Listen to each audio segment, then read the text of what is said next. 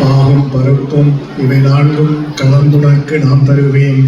கோலம் செய் துங்க கரிமுகத்து தூமணியை நீயமாக்கு சங்கத் தமிழ் மூன்றும் தா என்று இறைவனை வேண்டி என்னுடைய உரையை துவங்குகிறேன்.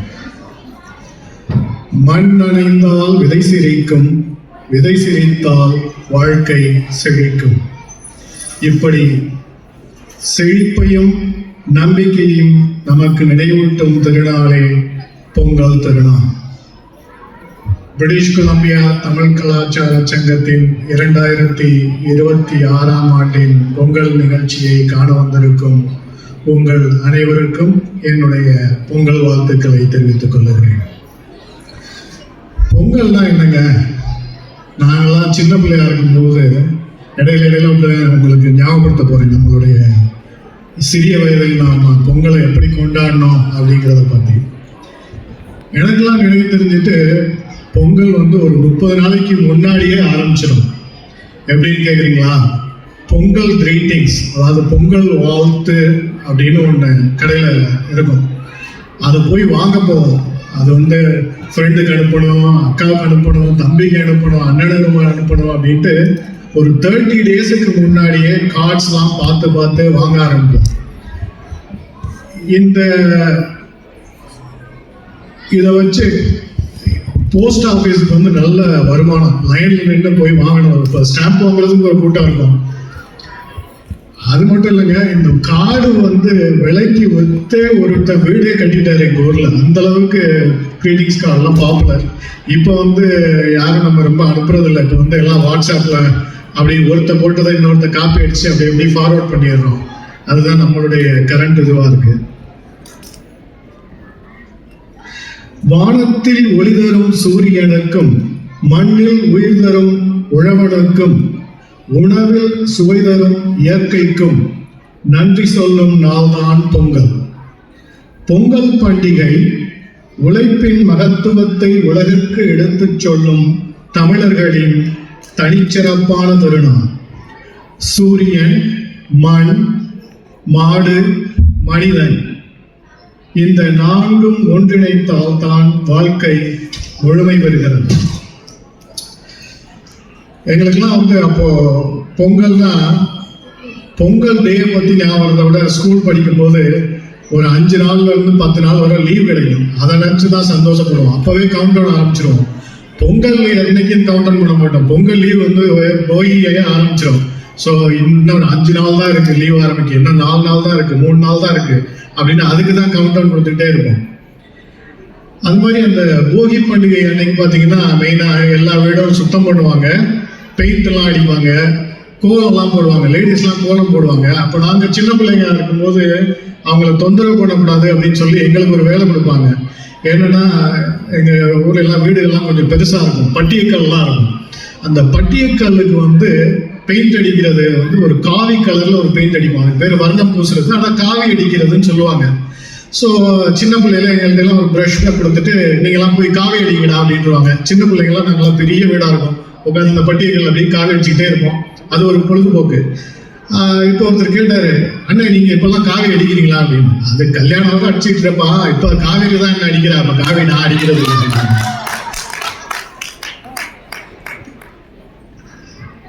அப்புறம் முதல் நாள் பொங்கல் சந்தைன்னு ஒன்று இருக்கும். அதுல போனீங்கன்னா நீங்க அப்படியே ஃப்ரெஷ் வெஜிடபிள்ஸ் அன்னைக்குதான் நீங்க அவ்வளவு ஃப்ரெஷ்ஷா பார்க்க முடியும். காலையில இறக்குவாங்க. அது கரும்பு, பனங்கிழங்கு அப்படி இப்படின்னு ரொம்ப நல்லா இருக்கும். அந்த சந்தைக்கு போறதுங்கிறது ஒரு மலரும் நினைவுகள். இங்கெல்லாம் எங்க போனாலும் ஃப்ரூட்டி கார்டுக்கு தான் காலையில் இருந்துச்சு போனாலும் சூப்பர் ஸ்டோருக்கு தான் போனோம்.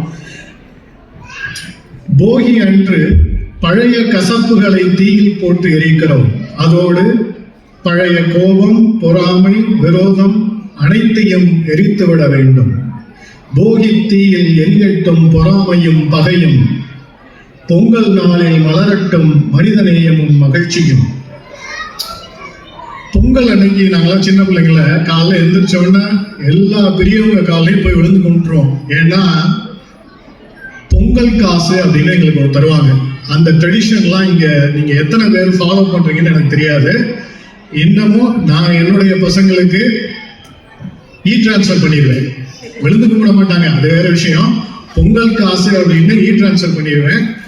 அது வந்து உங்களால முடியும்னா இந்த வருஷம் டூ லேட்னாலும் அடுத்த வருஷத்துல இருந்து உங்க பசங்களுக்கு வந்து பொங்கல் காசு, இங்க வந்து கிறிஸ்மஸுக்கெல்லாம் கிஃப்ட் கொடுக்குறோம், நம்ம ஏன் இந்த ட்ரெடிஷனை ஃபாலோ பண்ணக்கூடாது? பொங்கலுக்கு வந்து எஸ்பெஷலி நீங்க வந்து உங்க ஒய்ஃபுக்கு ஒரு சேலை எடுத்து கொடுத்தீங்கன்னா அவங்க அதுல படுற சந்தோஷத்தை விட அவங்க அண்ணன் வந்து ஒரு 500 ரூபாய்க்கு புடவை அடிச்சிருப்பாரு, அதுலதான் அவங்களுக்கு பெரிய சந்தோஷமா இருக்கும். அந்த அளவுக்கு வந்து அண்ணன் தங்கை உறவு வந்து ரொம்ப முக்கியம். பொங்கல் வந்து நீங்க தங்கச்சிக்கு காசு கொடுக்கணும், பணம் கொடுக்கணும், பொங்கல் பணம் சொல்லுவாங்க, அது ரொம்ப முக்கியம். ஸோ உங்களால முடியும்னா அடுத்த வருஷத்துல இருந்து அதை கண்டினியூ பண்ணுங்க, உங்க பசங்களுக்கும் அதை டீச் பண்ணுங்க. மெயினா நாங்க எல்லா காலையும் விழுந்து கும்பிடுறது எதுனா காசு வாங்குறதுக்கு. அன்னைக்கு வந்து பொங்கல் படம் ரிலீஸ் ஆகும், அதுவும் பொங்கல் வந்து காலையில வச்சுட்டாங்கன்னா ரொம்ப சந்தோஷம். ஏன்னா காலையில ஒரு படத்துக்கு போவோம், செகண்ட் ஷோ ஒரு படத்துக்கு போவோம். இது கலெக்ஷனை பொறுத்து அப்பெல்லாம் வந்து ஃபர்ஸ்ட் கிளாஸ் செகண்ட் கிளாஸ்ன்னு டிக்கெட் இருக்கும். அது கலெக்ஷன் எவ்வளவு வருதுங்கிறத பார்த்து நாங்க போய் அதுக்கு தோதா டிக்கெட் எடுப்போம். அதெல்லாம் ஒரு மலரும் நினைவுகள். இப்போ வந்து காலையில பட்டிமன்றம், டிவியில வந்து பட்டிமன்றம் போடுவாங்க, அதை பார்க்கிறோம். தைப்பொங்கல் அன்று புதுப்பானையில் புது அரிசி புதுப்பால் பொங்கும் போது நம் வாழ்க்கையில் இப்படியே பொங்க வேண்டும் என்று ஆசைப்படுகிறது. பால் போல தூய எண்ணங்கள், அரிசி போல நேர்மையான உழைப்பு, கரும்பு போல இனிய பேச்சு, இதுவே உண்மையான பொங்கலாக இருக்கட்டும். பொங்கலோ பொங்கல் என்று நாம் குரல் கொடுக்கும் போது அது உணவுக்கான மகிழ்ச்சி மட்டும் அல்ல, வாழ்க்கை மீதான நம்பிக்கையின் குரல். உழவர் பற்றி பேசாமல் பொங்கல் உரை முழுமையாகாது. உழவர் இல்லை என்றால் உணவு இல்லை, உணவு இல்லை என்றால் உலகமே இல்லை. உயிர் விதைப்பவன் கடவுள் என்றால், உயிர் விதைப்பவன் கடவுள் என்றால் உயிர் வாழ விதை விதைப்பவனும் கடவுள் தானே. வியர்வை விதையாக விழுந்தால் அது அரிசியாக முளைக்கிறது. உழவன் சிரித்தால்தான் உலகம் சாப்பிடுகிறது.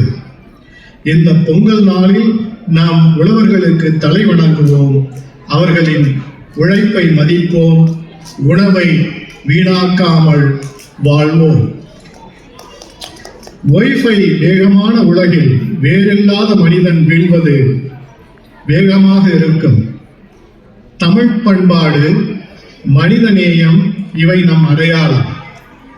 கால்கள் சேற்றில், கனவுகள் மண்ணில், உழைப்பின் உச்சியில் உழவன். நாம் சாப்பிடும் ஒவ்வொரு அரிசி மணியும் ஒரு வியர்வை துளி என்பதை மறக்கக்கூடாது. உணவை வீணாக்குவது என்பது ஒரு பழக்கம் அல்ல, ஒரு பாவம் என்று உங்கள் குழந்தைகளுக்கு சொல்லிக் கொடுங்கள். தைப்பொங்கல், தைப்பானை, புது பொங்கல், புது அரிசி, புது பால், அது நமக்கு சொல்வது புது தொடக்கம்.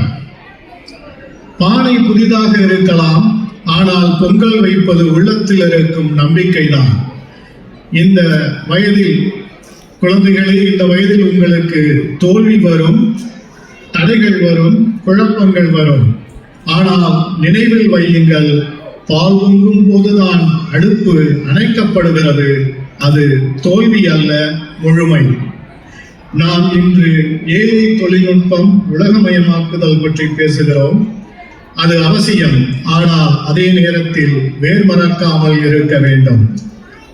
புத்தகங்களில் அறிவு இருந்தாலும் பண்பாட்டில் தான் மனிதன் உருவாகிறான். அந்த பண்பாட்டை நமக்கு நினைவூட்டும் திருநாளே பொங்கல். பொங்கல் என்பது ஒரு சமையல் செய்முறை அல்ல, ஒரு சுய சிந்தனை. உழைப்பு என்றால் என்ன, நன்றி என்றால் என்ன, ஒற்றுமை என்றால் என்ன என்று நமக்கு கற்றுத்தரும் ஒரே திருநாள் பொங்கல்.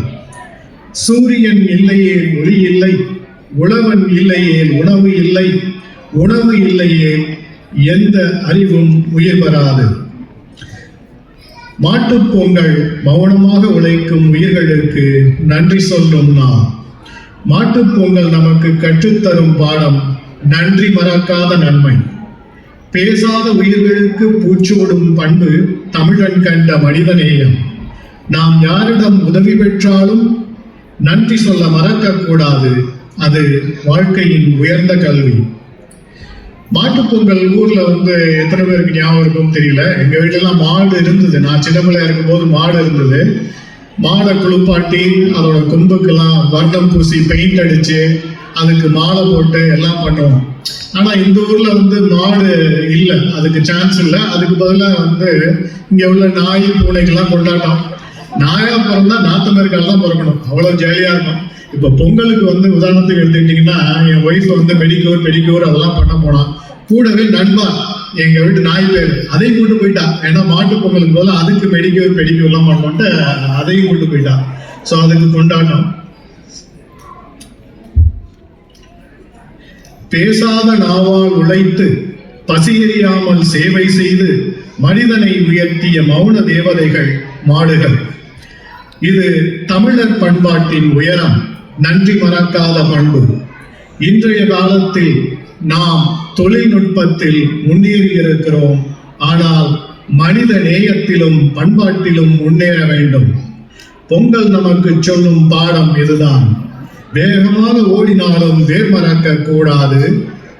வேர் மறந்த மரம் போல பண்பாடு மறந்த மனிதன் நிலைக்க மாட்டான். உங்கள் வெற்றி உங்கள் சம்பளத்தில் மட்டும் இல்லை, உங்கள் சமூக பங்களிப்பிலும் இருக்கிறது. பிரேமராஜ் அங்கிள் மாதிரி சமூகத்துல எவ்வளவு நாள் ஆனாலும் நீங்க அப்படியே கண்டினியூ பண்ணிட்டே இருக்கணும். அங்கிள் இன்னும் டாக்டர் கிருஷ்ணமூர்த்தி அங்கிள் பத்திலாம் எக்ஸாம்பிள்லாம் சொன்னீங்க, நிறைய பேர் இருக்கீங்க. ஸோ ஹோப்ஃபுல்லி நாங்களும் உங்களை பின்பற்றுவோம் என்று நம்புகிறோம். இந்த பொங்கல் நம் வாழ்க்கையிலும் ஒரு திருப்பு முனையாக இருக்க வேண்டும். சுயநலம் குறைந்து சமூக அக்கறை பெருகி மனிதன் மனிதனாக வாழும் பொங்கல் என்று கொண்டாடுவோம். இங்க உள்ள பேரண்ட்ஸுக்கெல்லாம் இன்னொரு ரிக்வெஸ்ட். நம்ம நம்மளால முடிஞ்ச அளவு பொங்கலை இங்க கொண்டாடுறோம். ஆனா ஒரு முறையாவது வாய்ப்பு கிடைச்சா உங்களுடைய குழந்தைகளை தாயகத்திற்கு பொங்கல் சமயத்துல கூட்டிட்டு போங்க. என்னோட அனுபவத்துல முக்கியமா நீங்க அவங்க கிரேட் 6 to 8 அந்த மிடில் ஸ்கூல்ல இருக்கும்போது கூட்டிட்டு போனீங்கன்னா அவங்களுக்கு ஓரளவு ஞாபகமும் இருக்கும், படிப்பும் பாதிக்காது.